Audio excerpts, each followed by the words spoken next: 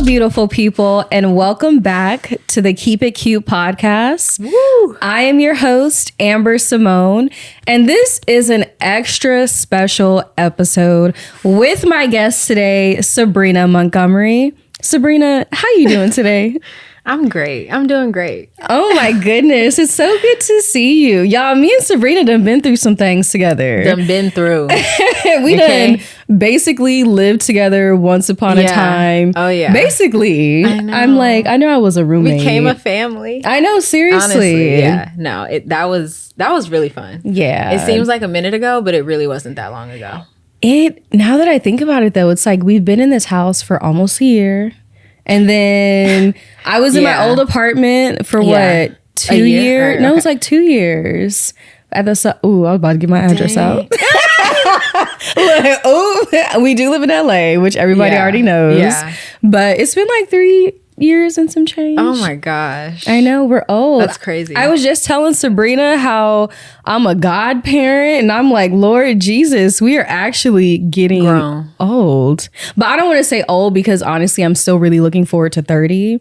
One of my girlfriends. Why do people keep saying that? When you're 30, you might know, Sabrina. You got to tell me. One of my girlfriends I work with, she's 30 and she's 30 and thriving. And like she lives in a house and she has a little koi pond. Oh my God. I mean, and she has like wine nights. 30, the whole flirty thing. And thriving? No, like the whole shebang. And she was like, she feels like when you're 30, it's like you're doing the things you dreamed about when you were 20. Because like you don't have the resources to really do everything you want to do now. Unless you like I think 30, just hearing 30 hurts. That's okay. It's like, because when you're, I will say, I think my reality was a little jilted when I was growing up. I thought I was going to be living my life. I thought 25, I was going to be living my life. I was going to have it all. I was going to be in my 10-year plan out. Oh, yeah. Like I thought, I was like, 25, I'm about to be living my best life. Yes, now I'm like, yes. He said, we're still getting that life together. Yeah. But let me tell you, Sabrina is kind of living her best life because the reason we're doing this podcast today, it's still Women's History Month. And again, shout out to all the women who are thriving, who are grinding. Including the Amber Symone. Oh, thanks, girl. She's like, when she walked in and saw this setup, she was like, okay, we on the news. I was like, did not expect this, but we're here. I'm glad. I don't know. Okay, you know, what do y'all expect from me? Because one of my other girlfriends who was on the podcast, I only had my mics out the first time we recorded. Yeah. And she thought I was about to sit these mics on the table. And I was like, we have stands. Don't get it twisted. No, we expect perfection. We understand you're the Amber Symone. Like we expect it. But I was just like, you sure you want me on here? Girl, yes. Like, this is, I am positive because y'all, so we have some major news. I've been waiting to hear this for some years. Sabrina obviously has been waiting her entire lifetime. Yeah, honestly. But she just got accepted to medical school. I did. And that is like a huge win. I know like the nerves have been like creeping up on you to get that email. Oh, girl. So like, how did they tell you? So the story is interesting. I interviewed in January, and then I was waiting. And a couple of days before I got the actual acceptance, they asked me to confirm my prereqs. And I was just like, why y'all want me to confirm my prereqs? Like what's going on? Yeah. So I was like, okay. Oh my God. So I confirmed my prereqs, whatever. And then I actually had a friend who's in the process right now too. We both applied. We had both interviewed, and so we were like waiting together. And they sent an email. They sent the email on. It was last Sunday night at 11:30. But I was asleep, so I didn't see it. Oh. But in the middle of the night, you know, you wake up, you check your phone. I checked my phone, and my friend texted me and was like, Sabrina, with the exclamation mark. And I was like, oh shoot. I like my heart, like I already knew, because I'm like, why else would you be texting me this late? You know, we just confirmed. I'm like, so I was like, okay, do I check? Do I not? Clicked on my email, and I saw it said congratulations, and I locked my phone really quick. It was 1:30 a.m. Yes, and I was like, okay, in my sleep, did I just, and I went back. And is this a dream? Yeah. Girl, I went back, clicked on the email, and it said, like, congratulations, you have been accepted to Charles R. Drew University, Medicine and Science. You know, your acceptance has made history at this point. Like we've accepted you because we feel like you belong here. Like, girl, like I'm like, what? Oh my goodness. And like, because you do. I appreciate it. I was shocked, girl. I was just like... So were you able to go back to sleep after that? No. So I was up. Like, were you up until the next day? I was up for like a couple hours. Like I was literally laying in the bed and I was contemplating like, oh my gosh, should I wake everybody up? Yeah. Like, should I wake people up? Should I tell them? You? I didn't. For the first, you should have got the pans clinking. Girl. Y'all, we have news. Well, the thing was, so I live in Inglewood, so Rolling Loud had just happened. Oh, okay. And they had, I knew that everybody just really went to sleep because we could hear it from my house and like it was super loud. So I was like, I should just let them sleep. Yeah. But it was 1:30 in the morning and it was crazy how it all happened. And it's like crazy how like God works because it could really just be me and him. And so for like literally an hour, 2 hours, I was like laying in the bed, like, thank you, God. Thank you, God. Thank you. Like just literally me and him. Like, and then I think I went back to sleep for probably like an hour. Girl, I don't know how you went to sleep. I don't know. I don't, you know how you just like in and out. You kind of in and out of sleep. So I went to sleep because I had to get up, and then at 6 a.m. when I was getting up to get ready for work, like I woke everybody up. Yes. Aw. Well, congratulations. Thank you. I remember we were in the office here, and then Brandy was like, "Our girl just got accepted to medical school," and I was like, "Oh my God!" Like I knew it was gonna happen. I always told Sabrina. So before I tell the people, what kind of doctor do you want to be? So for as long as I can remember, I've wanted to be an OBGYN, so obstetrics and gynecology. But everybody says when you start med school, it changes. Yeah. I don't know if that's going to be the case for me because I'm sure some people stick with it, but so I mean, we'll see. But right now, definitely OBGYN. So I used to always tell Sabrina, I was like, well, our timelines need to kind of line up. So when you become an OBGYN, you can deliver my child. Oh my God, yeah. Now I was like, Sabrina, it's going to happen. It's going to happen. And obviously through MCATs and studying and trying to get that acceptance to the school you want to go to, it's kind of like this unnerving waiting phase. Oh yeah. And now I'm like, okay, one step closer, 2 steps closer to becoming my OBGYN. So I am also very excited, Sabrina. Seriously. That's it really could line up. Like it really could. I'll wait for you. Like I don't know if I won't be like an attending, I'm sure. Yes. But like just to like Girl, be in the we on your timeline. Brandon. Look, we're on your timeline. Brandon feels about that one, but look, he on the same timeline. Look, y'all both gonna be in school. Okay, I know Brandon. He wants his babies. Okay. Look, I'm gonna need that ring. That's another podcast. Look, I know. Look, yo, happy jewelers. I know somebody's listening. Okay, but no, that is so exciting. How did your family react when you had told them that morning? So my mom was asleep. And so I told her, she kind of rolled over. She was like, oh my gosh, I'm so happy. And then I went to tell my sister. My sister started crying in her sleep, which was hilarious. My mom followed me to my sister. Like it was a whole thing.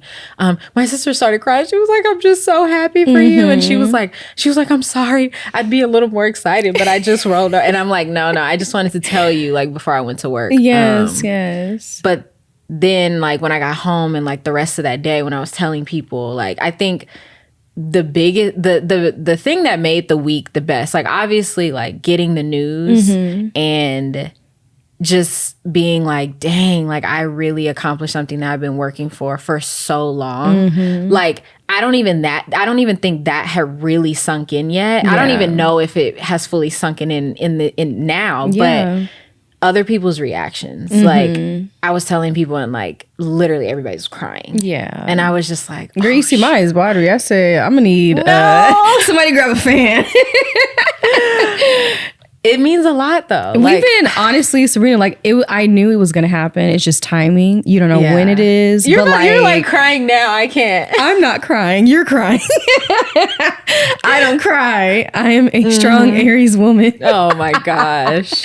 No, but seriously, like I've seen you grind and obviously fall down, get back up, and like do this process over and over again. And I know like it really takes a lot to like really be like, I want this and I'm gonna get it.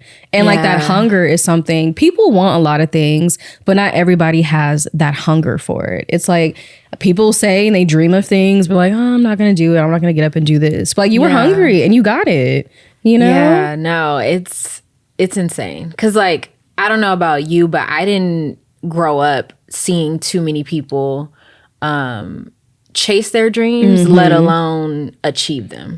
And so please. Sabrina, stop me. I didn't think this was going to be an episode where we need tissues. Don't make Lord Jesus. Look, I'm trying to hold it together, okay? Y'all, hold on. We're going to need a break. Yeah. Y'all, so before we move forward anymore, because Sabrina got me in tears, literal tears, we gonna have to pop open a bottle of La Marca for a little celebration. Oh my gosh. All right. I've never popped open a bottle on camera. Ooh, okay. Well, shoot. Let me get it ready because you said, let me get my cup. Everything. No, this is yours, actually. What? This your cup. Oh, girl, that's yours. Let's go on and open this. I so appreciate you. Wow. So, you know, if La Marca wants to sponsor me for the future episodes, I can give a shameless plug. Honestly, we always have some kind of drink. I know the last few episodes, we haven't really had drinks as much. And I'll drink sparkling water, but it always makes me so bubbly on camera. I'm like sitting here burping. Like that is not cute. I mean, Prosecco gonna be a little bubbly too, so. Okay, be careful. Okay. I know. Ooh. Oh, woo! There we go. All right, my gosh. Tilt the glass a little bit. Yeah, you're right. Haha. We are getting somewhere, guys. Yes. Okay, let me tilt it. There we go. My sister had taught me that. No, that is. She is like a real hack, for real. Champagne connoisseur, Prosecco queen. Her husband is from France. Stop. Yeah, no, I actually might have her on the pod tomorrow. Shout out Miss Yasmin Monet. Wow, we gonna need to meet because look, I know. I love my girl. My go-tos are champagne, rosé, Prosecco. Like, I can't be doing the hard. You get old. Yeah. All right, so we have our glasses of Prosecco. Yes. A little Cheers. clink. Cheers. I know it's not chilled, but, and that is the best. Hey. I just be holding mine too. Whatever makes you feel comfortable. Okay, now where were we? I was saying about, you said it's something I've been working on, you know, for a really long time. And I was saying that, I don't know about you, but I didn't grow up watching a lot of people chase their dreams, let alone really like get to them, conquer them. And not because it really wasn't even because they didn't want to. It's just, they didn't have the resources. They didn't have the knowledge. They didn't have the, you know, so many things. And I definitely had obstacles along the way, but it just, to see those words, oh my God. I'm so sorry. I said, wait. I thought no, something in my crying, Sabrina. Ooh, okay. But to see those words, it for me, it was just like a real representation of God's love for me. Because there are things that I said this year. And, you know, they say like, manifest the things you want and like be intentional with your words and like understand that your words have power. And that's something I've been learning. But there were certain things that I said this year. I was just like, one, I'm not taking that MCAT again. I said that. And I was convicted in that. But I also, even when I applied, like I definitely felt like I took a risk because I had submitted my application before I even got my second MCAT score back. But I knew, I was just like, regardless of what I get, I was just like, I feel like it's time for me to apply. I feel I was literally like, I feel like I've done every single thing in my power. Like there was nothing more that I knew I could do. And so I was just like, I'm going to have to try and they going to have to tell me no. Yeah. And I got a lot of no's, a lot of no's. But I truly felt like I was supposed to be a doctor for a long time. Like I truly felt like it was my passion. It was like where God wanted me to be, is like my purpose in life. So to see that after all the no's, I was just like, wow. Yeah, that congratulations. I could just imagine you click. Hold on. You said, let me I locked my gather phone. myself. I locked my, because I was like, no. Did you see like the school name? When, I did. Okay. I saw, and I had only, at that point too, I had only done one interview. Wow. So I already knew. Oh, okay. That makes sense. That makes sense. Yeah. And Charles Drew is like amazing. Like I was actually driving past, it was like the Charles Drew sign on the freeway, and I was like, oh, this is where Sabrina's gonna be. When do you start? So we start July 19th is like orientation, and then they have like CDU summer. Okay, white coat ceremony. I know. Oh my But I don't know if that's going to be July 19th or because the actual fall semester starts August 26th. Okay. So I don't know if it's going to be in July or in August, but yes. I can't believe I'm even saying that. Wow, Like, all these doctors around me, guys. I'm in great hands. Oh yeah, you're going to live forever. No, I'm in great hands. Like I love this for me. It's crazy. No, that's so exciting. Even like your sister crying in her sleep. I wish you would have got little footage of that. We could have inserted that in the clips. No, she would have hated me. I know. In her bonnet and every girl. We love a bonnet bae.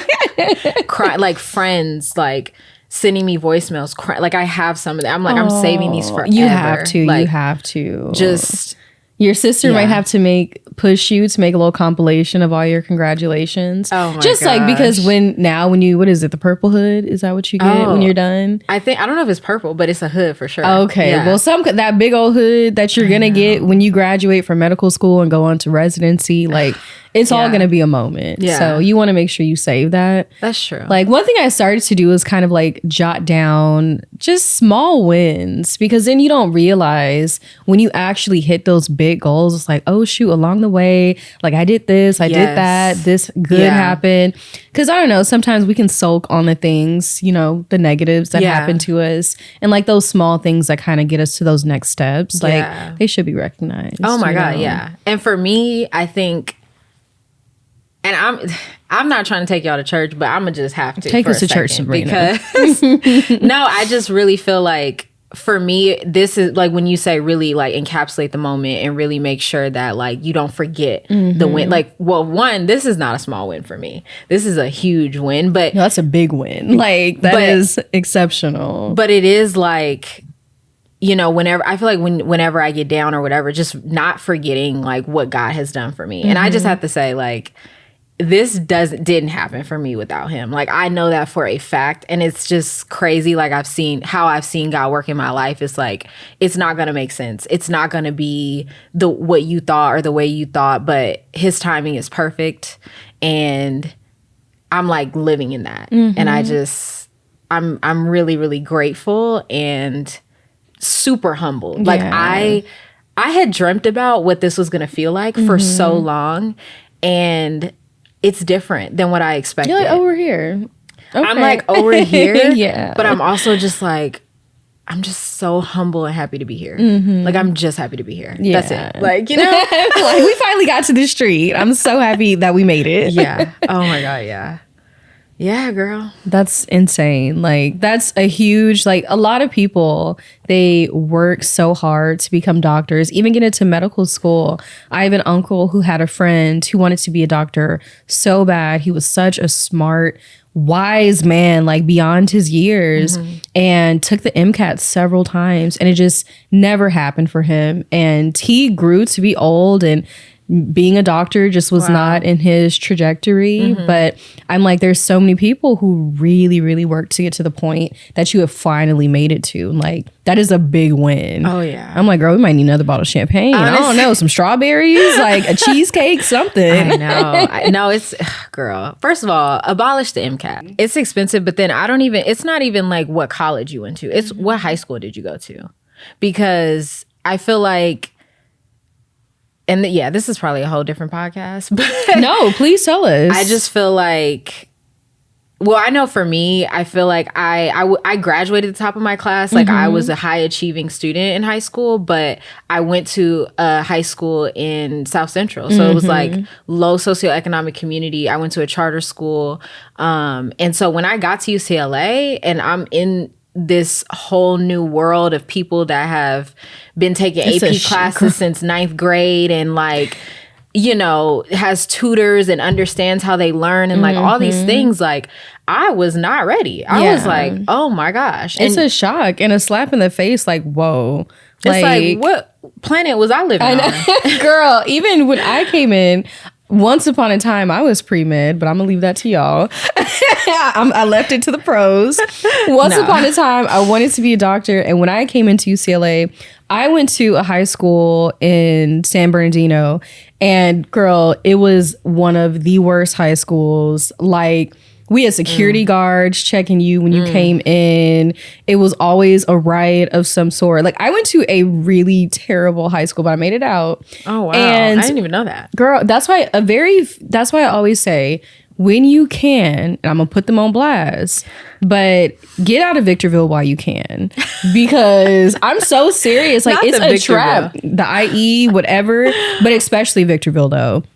There's nothing out there for you, like, especially for young kids. I feel like if you're older, establishing your life, creating a family, or even like my mom, she's a teacher. Like, she's not really here for all the lights and action. She did that once upon a time and is over it. But when you're young and trying to make it for yourself, it's not much to get into but trouble. Yeah. Oh, that's it. Like, you have tumbleweeds and one mall, one movie theater. No, you're right. I spent summers in Victorville because my grandparents lived out there. When you told me that, I was like, girl, why did you spend your summer in Victorville? I said, because my parents had to work. No, I know. I understand. But yeah, no, I spent my summers in Victorville. It was we were young. I was like, was it fun? Well, it was me, my sister, and my cousin. Okay, so we definitely made it fun. Yeah. But no, there was absolutely, and we were young, like elementary, middle school. So it's like we weren't trying to really be out in the streets like that. Yes. But we had a blast just because we were with our grandparents and like, you know, but I hear you. Yeah. So even just like that, and when I got to UCLA and started taking those chemistry classes and like all these classes that, when I took chemistry in high school, y'all, we were making soap. Literally, I remember when we were making soap, it was all fun, throwing glitter in it, making it pink, like doing all this stuff. And then I'm in a real chemistry class at UCLA. Oof. And I remember I got my first F I have ever gotten in life. I don't think I've ever seen a C. Like, I was shook. Girl. I called my mom in tears. I was like, there's no way I'm making it. Either you need to really try 10 times as hard as you are. But I don't think like my heart was in it. And your heart really does have to be in it, especially when pursuing a career in medicine. Like, it's not just for fun. It's not just for fun, but like, I love this and I know that this is my purpose, which is what you were just mentioning. I did, but ooh, them classes, girl, them classes like definitely tried to break me. No, them classes humble you real quick. Definitely tried to break me. I feel like, you know, I girl, I had to take and retake. I had to spend time after I graduated and like keep going. I was going to 2 schools at one time and working and paying for, like, I was out here. Okay. I was like, y'all not about to tell me no. Yeah. But no, it was really rough. It was really rough. I feel like the chemistry classes for sure. I remember because, you know, UCLA is on a quarter system. So it's on a quarter system. It goes by so fast. But then the classes are also graded on a curve. So it's like when the curve is not even passing, when the average of the class is not even passing. Yeah. And they used to get excited about that. Some of the professors, like, oh, only X amount of people can get an A in this class, or only X amount of people can. And I'm like, the logic just never made sense to me. Like, oh, only a few of you can be exceptional and the rest, like, good luck. Right. And then they're obviously telling you, like, oh, you want to go to med school? You got to have like a 3.8 minimum. And then they're intentionally giving you these low grades that are like really pulling down your overall GPA. Yeah. It's rough. Yeah. That's why I always say, I feel like no matter what happened at UCLA, I'm like, if you can get through UCLA in any capacity, I feel like it really did prepare us for life, because from freshman year off the bat, they were like, go. Yeah. Like, and the wolves are chasing you. Right. And you are figuring it out by yourself. Right. And it's like, don't get me wrong. I loved my experience at UCLA. I would not trade it for the world. And I definitely do think that UCLA did have the resources, but it's knowing how to access those resources and how to use them effectively. And I think at 19, 18, I don't know. We're trying to go to the undie run. At 18, 19, you don't really know. And it took more time. But I mean, here I am. Here we are. Even when you were 18, 19, were you still positive? Like, I want to be a doctor. Oh, I knew I wanted to be a doctor for sure since 8th grade. Like 13 years old, my 8th grade science teacher really made me love science. And that's all I'm gonna say about that. I was about to say, what'd she do? No. He. Okay. No. It was he was He really was cute. Was your teacher cute so you paid attention in class? No. But he was, but it really made me love science. Like, okay, before 8th grade, 7th, like growing up, I always knew like I wanted to go for big things. Like I thought PhD doctor at one point, but then like 8th grade, after like science, learning about the human body, I was like, oh my God, this is so like, this is what I want to do. Yes, yeah. And so I knew. And then I knew in 8th grade, and then going into high school, I thought that pediatricians birth babies. Like I thought that's what they did. I actually remember you wanting to be a pediatrician. Maybe no, it wasn't that long. Oh no! Because by then I knew the opposite. Okay. I mean, not the opposite. By then I knew. Maybe Brandon lied to me and said you want to be a pediatrician. But like a long time ago. He probably wasn't. Because I do remember the OBGYN thing for a while. But then I realized, I'm like, no, OBGYNs do that. Yes, and then that's when I was like, ever since then, realizing the distinction, I was like, yeah, that's what I want to do. No. Yeah. You can be out here delivering babies. Yeah. Even when you start doing your rotations, I guess, I don't know if you know. For care extenders? Well, the rotation, like when you're in medical school, so how they have you try everything. So when you do your OBGYN tract and start to actually deliver babies. I think I'm gonna cry. No, yeah. It's like, that's gonna be a moment. Yeah. I heard it's very emotional, I guess. I volunteered in like the labor and delivery department before, so I've seen like a live birth and I've seen a C-section, and it is like. So Sabrina, tell me a little bit about how it was working in the labor and delivery rooms. So I wasn't really working. I was just volunteering. You still did some work. This was back in undergrad. I did the care extender program, so it lets you rotate through different like departments in the hospital. So. I rotated in labor and delivery. It took 3 rotations for me to get there. So I was so happy. And I saw like my first live birth. It was literally the most beautiful thing I've ever seen in my life. And I was literally like, I remember I was like, I feel like everybody should see this. And they're like, it's traumatizing. Like, what do you mean? I heard some people do be traumatized. Right. But for me, I was like, it was just so beautiful. And then because I think, obviously, it's the new life coming into the world, but then also seeing like the mom's expression, the dad's expression. Like I was in a really, and I know every room is not like this, but I was in a really happy room where the dad was literally sweet. Crying and FaceTiming and like just, doing so much. And then I got the opportunity to see a C-section too. I didn't want to breathe in that room because I was just like, oh my, it was so much happening. Yes. And it's a little barbaric. I heard it was a little gory. It's a little barbaric, but it was just amazing. Like she did the C-section and pulled the baby out, and then she also was doing like an IUD, like placing an IUD. Yes. Girl, when I tell you, I never took my eyes off of what she was doing. I did not see her put it in the IUD, and it was done. I promise you. And she was like, "Yep, it's done," and I'm like. When did I blink? That? Yeah. But it was amazing. It was really, really amazing to see. And I was just like, I just really want to do this. I really want to like learn how to do this and be a part of this the rest of my life. Yes. Delivering babies. I've always thought like it's so interesting. Like women are phenomenal because I'm like, we birth life. Yeah. And I'm just thinking like, I just never can put it together because I'm like, as a human body, girl, there's literally a little tiny human growing inside of you.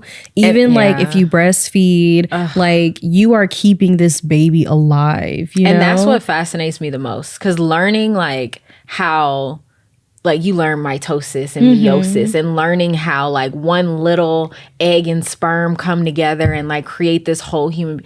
Like I just, that was the pregnancy and learning gestation and all that. That was what really interested me. And I was just like, this is it. Yeah, I'm serious. Like that concept of like women birthing life into the world.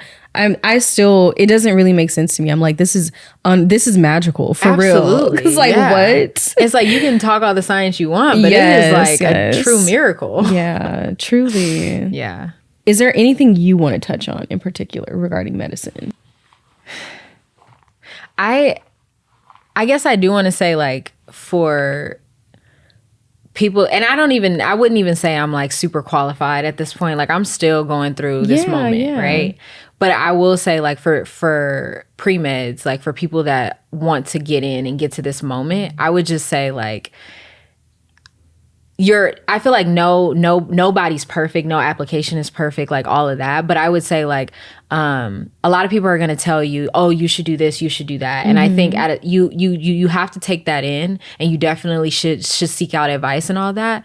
But I would say my personal advice would be, if you really feel like you did everything in your power, like left nothing on the table, and you can be honest with yourself, like not telling someone else, but really like sitting down with yourself as a person and really saying, did I check all these boxes? Did I do everything that I could possibly do? Did I seek out and like take advantage of every single resource in my life? Did I try my hardest? Did I cut out the distractions? Did I sacrifice it? Like if you can sit down and say that, that's when you should apply. Yeah. And I feel like I got to that point, and I was just like, you know, everybody would have said, maybe you should wait. Maybe you should take another year. Maybe you should retake it again. No more years. I was like, no. Yeah.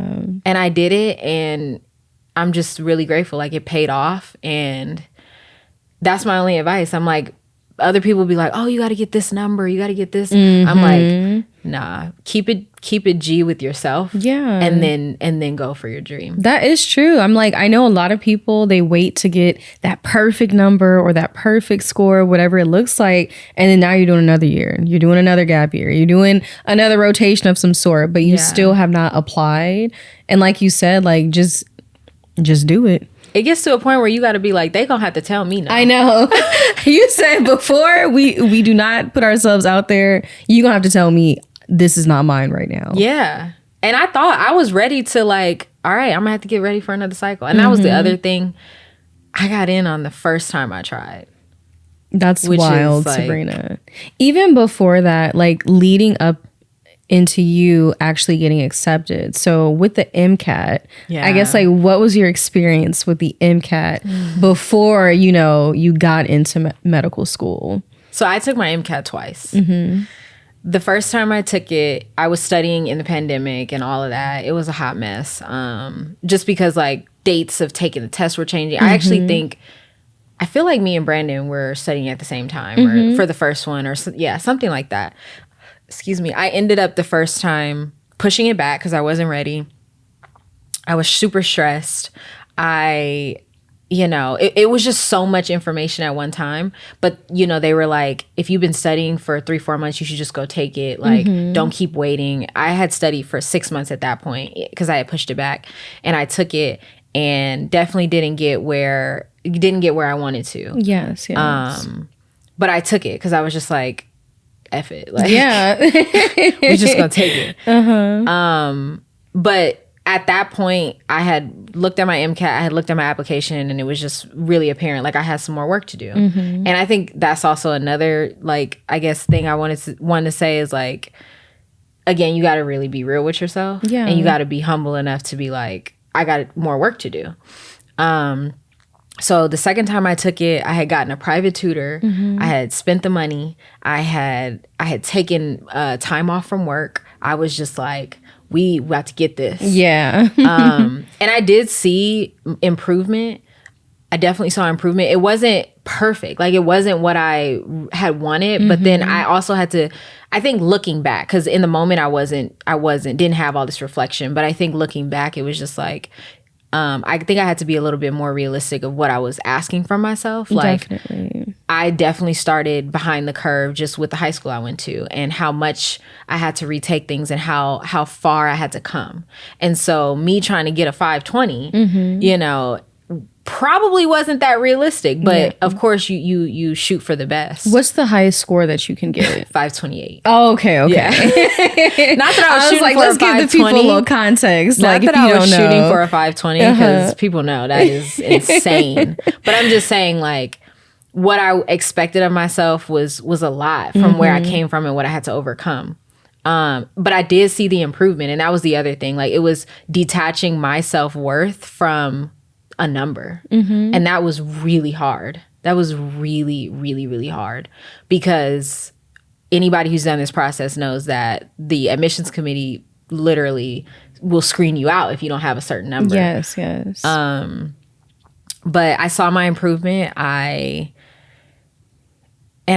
took it. I took it. But at that point, like I said, I had already made the decision that I was going to apply. So I had submitted my application. Or no, I didn't submit my application yet. It was in the works. I had taken my MCAT in June. And before I even got the score back, I submitted the application, because I was just like, God, take the wheel. I know you said I'm about to take a chance on myself. Yeah. And see what happens. And I'm glad I did. Yeah. Because even when it came back, it wasn't what I wanted, but it was what I needed. It got me in. Yeah, that's what I'm saying. It was what I needed. Yes, or I did, yes. you know? So that was my experience. I feel like I wouldn't even say I have advice to give for the MCAT, because the MCAT is really a beast of its own. Yeah. And I wouldn't say I'm even the best person to give advice for it. But like I said, I would just say, if you have done everything in your power, bet on yourself.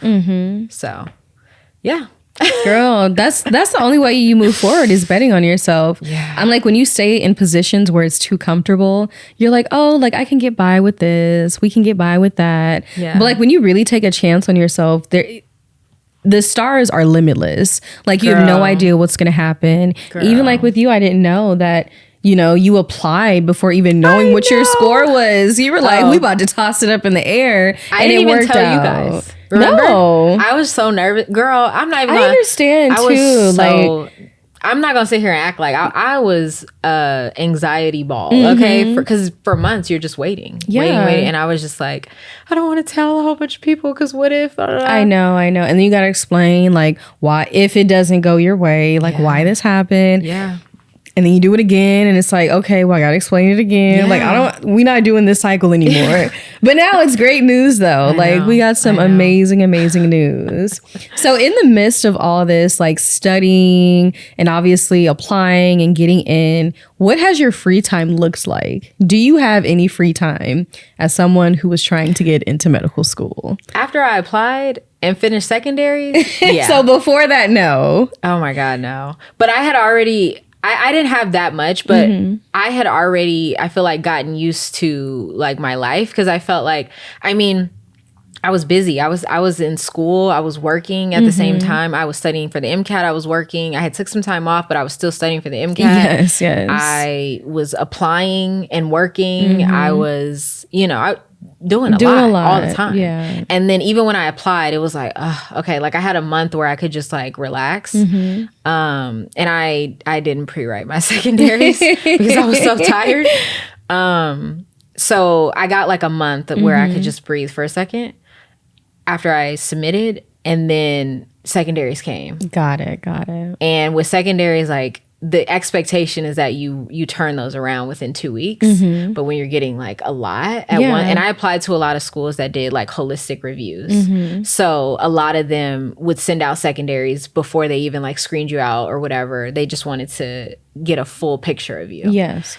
So after I finished secondaries, that's when I feel like I got free time. Like, I was just working, and I was like, oh my God, what do I do with all this time? I know. You're like, whoa. Like, I was like, oh, I can like go do stuff. Yes. So it did come eventually, but for a while I didn't have just that laser much free focus. time. Yeah. Okay, Sabrina, I had to ask, how has being a pre-med student affected your relationships, whether platonic or just friendships in general? I feel, girl, it's definitely, it took a lot of sacrifice. Like, I feel like I had to sacrifice a lot of like friend time, a lot of relationship time. Like, I feel like even after graduating, like my life changed as far as like how much time I was spending with like friends and with just being in a relationship too. I think time gets sacrificed.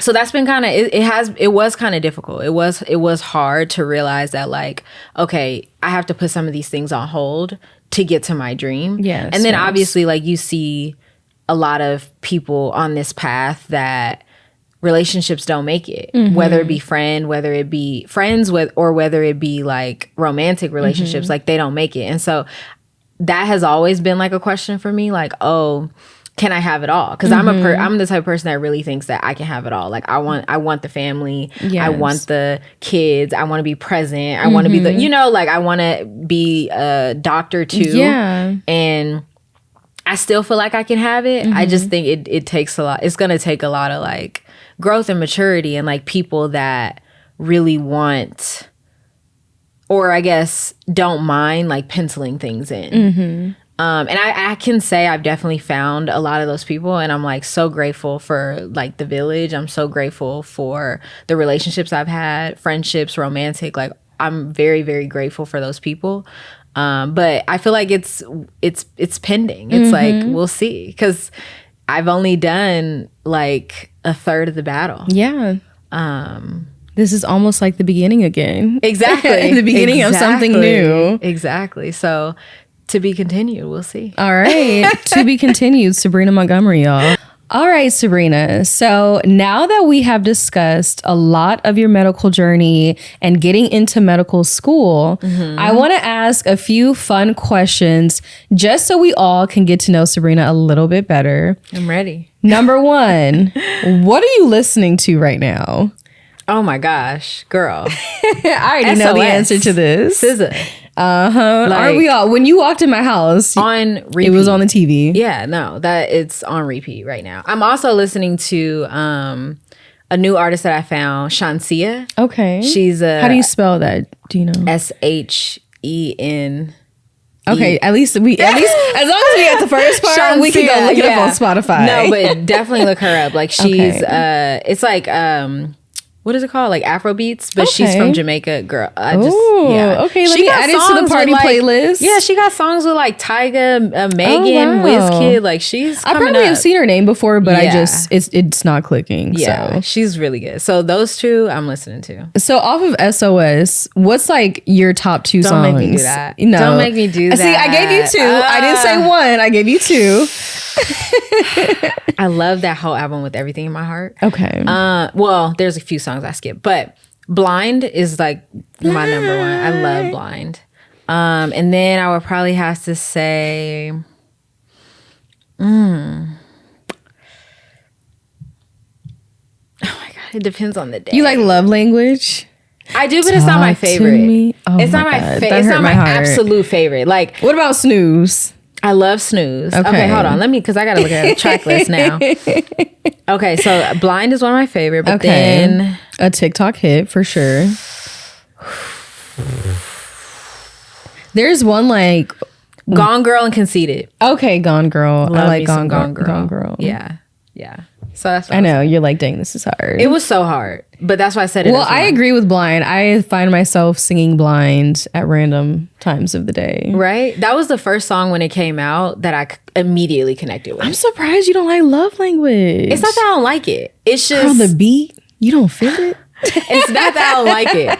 No, I do like Love Language because I love how she tied in that other song. Yes, Oh my God, like that was perfect. But if you making me pick two. I know, but I gave you two, not just one. I know, but there's like others. I understand. But I do like Love Language. Okay. It's just not my top two.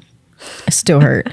So, second question. What's your favorite place you've traveled to internationally and domestically? Because Sabrina was already about to fight me about this question. That is so hard. Okay. Domestically, Hawaii. Okay. I loved Hawaii. I have not been to Hawaii. Girl, allergies are not even a thing. I was about to say allergies are bad. They're not a thing. Wow. Okay, you can just go breathe your best air. This sounds like an ad. I know. No. Breathe your best air. But in no, Hawaii. it's beautiful and like definitely Hawaii. Yes.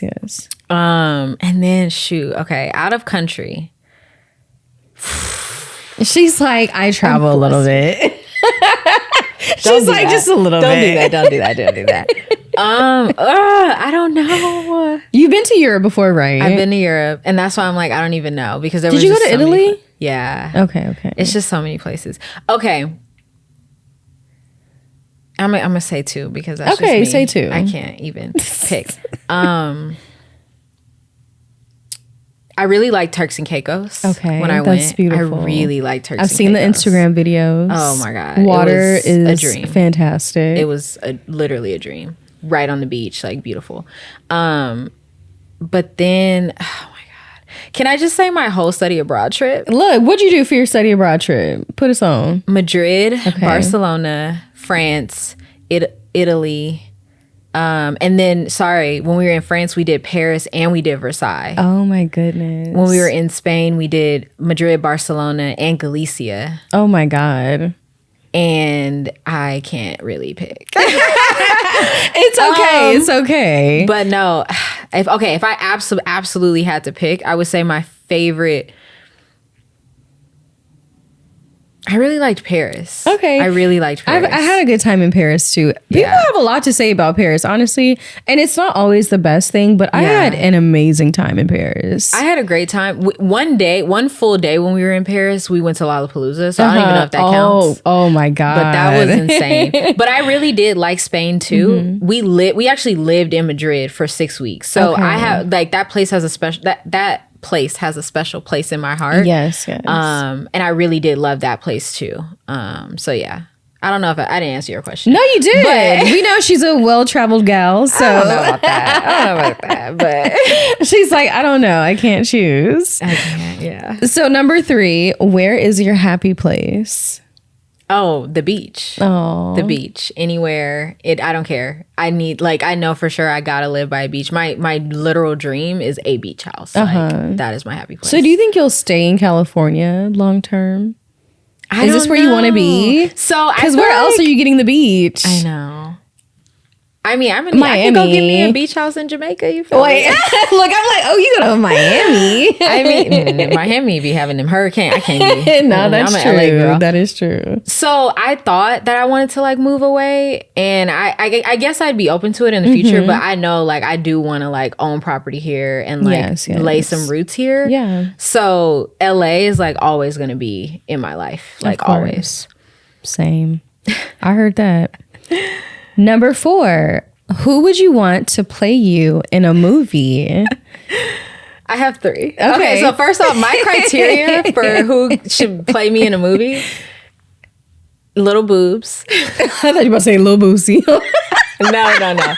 I need somebody I need an actress that represents for the little boob girls out here. Okay, and obviously, like, I'm light skinned, so if you could look like that a little bit, like, I feel like we're here. You said at least like really like, oh yeah, that is Sabrina. Yeah, like something that, you know. So, I feel like I have 3. So my first one is, what is her? Michelle Weaver. Like I was like Michelle Weaver. She was in Love Is, and I don't really know. Like, I don't know too much about her, all that, but I loved her character in Love Is. Like, I really enjoyed Love Is too. Nuri, I may have to rewatch that. Girl, it's not even enough. I'm not even gonna watch it because it's gonna hurt my heart that it's not still on. But loved her character in that. So if I could have her, that would be great. But also, like, dream of my life, Zendaya. Yeah, like Zendaya. Girl, I can't even believe the things she's doing now. I'm like, she's so badass. And I just have to say, okay, people did not like Malcolm and Marie. Okay, but a lot of people didn't. I freaking love that movie. I think that they did some of their best acting. I haven't seen Euphoria because I can't go there. It's too sad because I like happy TV. Girl, you gotta watch Euphoria. At least just in your mind, just say this is a TV show. It's just a show. Okay, fine. You know? Fine. You have to experience the Euphoria effect for real. Like that will really like puncture. Okay. Let me not say all that, but Because I'm like, He said puncture. I know. No, Euphoria is a must watch, especially if you like Zendaya. Oh, I love her. I think she's amazing. Even her little sister, Rue, I forget her real name, but I know exactly. Yeah, her little sister does an amazing job too. The mom, like, they're all across the board. There's also this one man who I gotta look up his name because he's actually my favorite actor. Okay, like, but it's ever. sad. It's not always sad. Isn't she a drug addict? Just a little bit. just a little bit. Just a little bit. So boom, his name is Coleman Domingo. Okay. And after seeing his work in Euphoria, forever changed. He does like He a drug dealer. Well, he used to be on drugs, but then he got clean, and then he helps Rue get clean ish. But Zendaya's still on drugs. She's kind of hardcore. Okay. Yeah, so but he is trying to help her change her life. I'm gonna have to watch that. No, you do. He is trying to help her change her life. But okay. We have a whole episode about Euphoria. But after you watch Euphoria. Yeah, I know. All right, y'all. Last question. Okay. What's inside or outside of your dream house? Outside of my dream house is a beach. Like, I want a beach house. Like, my house needs to be on a beach for sure. Inside of my dream house, something from Architectural Digest. Oh. I love, like, I don't even know if I could really say because I just have so many ideas of what I want for, like, my dream house. Yeah. But if we want to get, like, sentimental, happy, healthy family. Oh, stop. You already know how I am. Please. See, now we got to wrap up the show. Thank you so much for tuning in to the Keep It Cute podcast. Sabrina, thank you for joining and sharing your story, sharing your wins. Honestly, I know this isn't something you just do all the time, so I appreciate you. Thank you. Seriously. Can I just say? Yes. It's Women's History Month, and I just want to pump you up because you are doing the damn thing. Thank you very much. And I know that it's not easy, girl, and you out here. So I just want to say thank you for making this space, putting this spotlight on. Like, it's special. And you definitely have a very, like, warm and, like, just welcoming presence. Like, this was just an amazing experience. Thank you so much, Sabrina. Y'all heard it here first. You will catch me every Wednesday at 6 p.m. Don't forget to follow the Keep It Cute podcast on Spotify and Apple Podcasts. And don't forget, for all exclusive information, follow at Keep It Cute Pod on all socials. I'll catch you next week. Cheers to that. Bye.